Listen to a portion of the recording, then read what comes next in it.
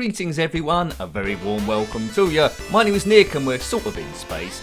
We're on the SEGA Genesis or Mega Drive, depending on where you are in the world. And this game is called Thunder Force 3, published by Technosoft in 1990. And of course it's the sequel to Thunder Force 2, which we reviewed, a couple of weeks ago. Now basically, the Galactic Federation has discovered 5 cloaking devices on 5 planets of the dreaded ORN Empire that keeps attacking the Earth, and we must take them out in order to reveal their base, I think, and then destroy that as well. It's different to the second game in that it's just a horizontal scroller shooter, fit in the style of R-Type, I suppose, and it's devilishly difficult, so we'll just see how we get on. Choice of 5 planets here, you can do them in any order that you want. Okay, so hope you've got the weak point there, so here we go. I'm not saying I'm going to be too good at this, but make sure to collect up the power-ups. Stuff will come at you from all directions, and it's a case of, it's just a case of choosing the right weapon at the right time. So look out for your power-ups. B is rapid fire, A changes the speed of your ship, and C is to change your weapons to cycle through all your power-ups. Do you get it? You do get it, don't you? It's moving very, very fast indeedy. Of course, if you had this one back in the day, let me know. This is literally my first go on it, so I might be a little bit rubbish, but as per usual, it's not about expert gameplay. It's trying to see, as a newbie, what your first or second go would have been like as a kid, and would there be enough there to entice you to want to go back, or cry, or take the game back to the shops.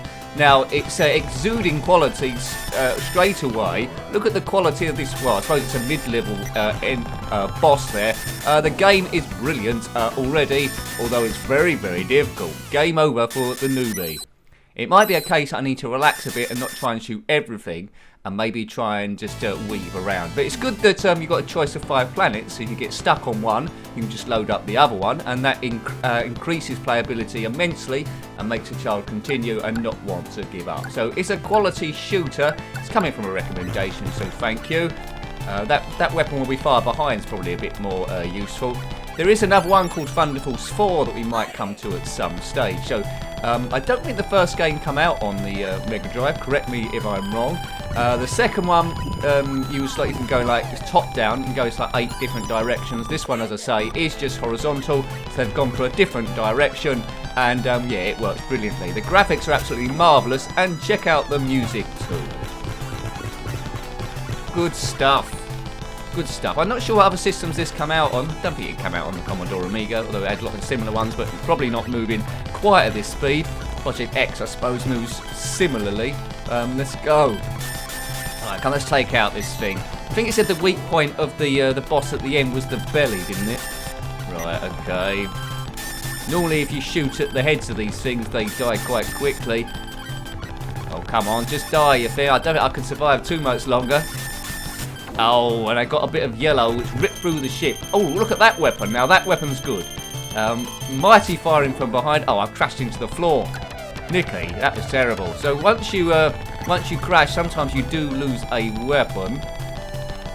Right, okay, I think that's my lives in the top right there, but it's moving at a hell of a rate, and I think there I just had to do the time and zip through rather than try and destroy all the rockets. So you do learn as you go along. I would have loved this as a kid, but it takes a lot of practice to get to the end. And look, you've got 6 credits if you want to, so so there's a lot of retries, but I think it might take me to the beginning again.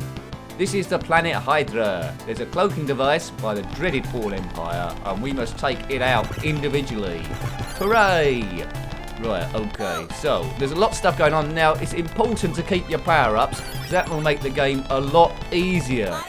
You don't want your weedy weapons at the start there. Right, so this could get quite manic quite quickly as we just take out these dreaded flowers. Space flowers. They hate the Earth, don't they? Space flowers. What's that L mean? Lantern. Good. I don't know what a lantern does. Oh, that's the lantern. Good. And that's core. What's powering this ship? It's got a stronger battery than the one in my phone, that is for sure. You load up 4 apps and the battery's gone. This ship can last forever. I'm enjoying this. I'm enjoying this for my first go. First or second go, isn't it, this time really? So I would have gone back to it. It's a wonderful game, and I presume it got good reviews at the time because it's exuding quality. When you look at these games, all you can look at is like the playability, the graphics, the music. Is it actually drawing you into the storyline? And I would say it is.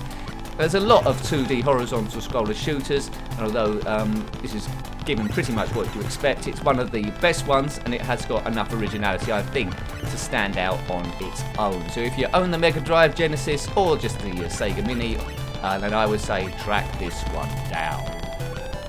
Good shooter, better than Thunder Force 2. I'm enjoying it more than Thunder Force 2. It's more polished, it's more advanced. There you go, that's how you do those rockets, you zip through. So I am getting gradually better as we go through. Hooray! Right, whoops, he says as he gets exploded. It's quite generous in the amount of lives you get too. Good. My favourite horizontal shooter of all time is, it will surprise you, it's nostalgia has a lot to do with it. It's not quite as good as this really. It's Silkworm on the Commodore Amiga. It's very, very basic compared to this, but I've got the nostalgia for that, and the sounds of it trigger me to an earlier time. So Silkworm, not Swiv, Silkworm. Right, okay, now. The gaming industry is awash with these horizontal shooters. Oh, emergency, right, okay, so this is the end of level boss. It's Captain Chicken Face. It did say take out the belly, didn't it? Oh no, we'll take out the head, we'll work everything. Yeah, it's not letting me get at the belly. It's not letting me get at the belly. Whoa, there's a few. How many hits do we have to take? There's another one. Man, this chicken breathes fire like nobody's business. It's different to that chicken on the front of the cornflakes box, and we're dead. Game over. Oh well. Well, you know, I can tell the quality of the end of level bosses in this are superb. So that's pretty much the end of level 1. Shoot him in the belly, and then that's there. So we'll have a look at another planet now then. We'll have a look at another planet. I'd imagine these go up in difficulty, so I made such a meal of the first one. I'm probably going to make a meal of this one as well. So let this run down. Do you want to continue? No. Although we've got 5 credits left, and I'm quite confident that of another few goes I'd probably complete level 1. So this is doable. I think a week's solid gameplay, not going out eating or talking to anyone at all, bunking off school or work, I think you'd have this complete. So it certainly is doable, although initially it's quite tricky, but you do kind of learn how the system works. Right, target, mobile fort. Oops, cool, this is good as well. It's like some kind of ice planet, a bit like Hoth, I suppose, in Empire Strikes Back. Yeah, same sort of weapons again, but a completely different colour palette there on the background, which is good to see. Yeah, marvellous. Marvellous. I can really rate this game. Good. If you want to see what other Mega Drive games have been reviewed on the channel, then check out the playlist section of the, well, obviously Sega Mega Drive and Genesis, and I think we're slowly heading towards 150 reviews. Not quite sure how many games come out on the Mega Drive. Less than the Amiga and definitely less than the ZX Spectrum, so one day we might end up completing them all. Who knows? You never know, I might be decent at one of them. Hooray! Good stuff. Right, whoa. Got taken out by a snake, and the game over spinning thing is there again for us all to see. Game over. Revo Emag, if you want to say that backwards. I don't know why you'd want to, but just proves I can read stuff backward. Credit 7. Press start button if you want to.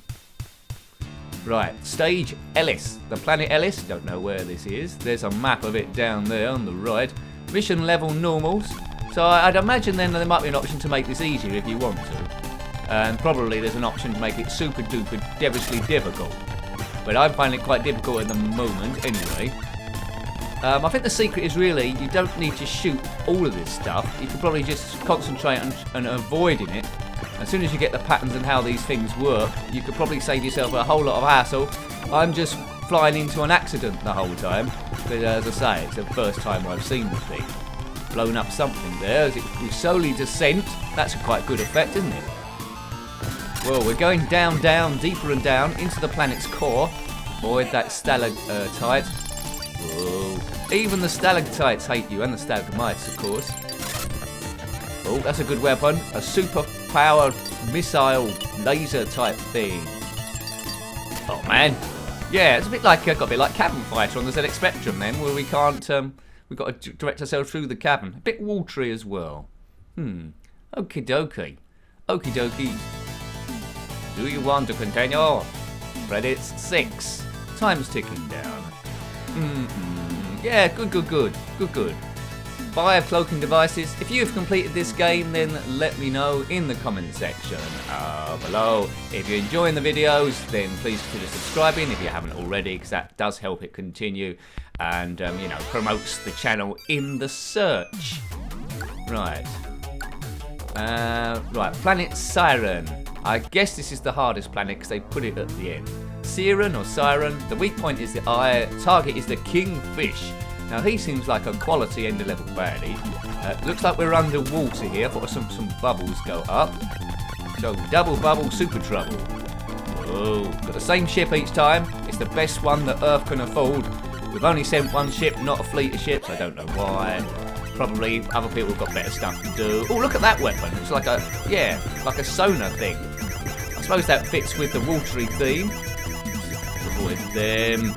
Yeah. Okay, so a lot to perfect here, a lot to perfect, but the sort of thing that the levels are different enough for you to want to perfect each one. Oh, what's that thing? It's an underwater octopus with some sort of crash helmet on. And why not? Or squid type thing. Woohoo! Oh man. Should have zipped through there. I'm not using, I'll tell you the function I'm not using enough. Is the function to make the ship go quicker. A, changes speed.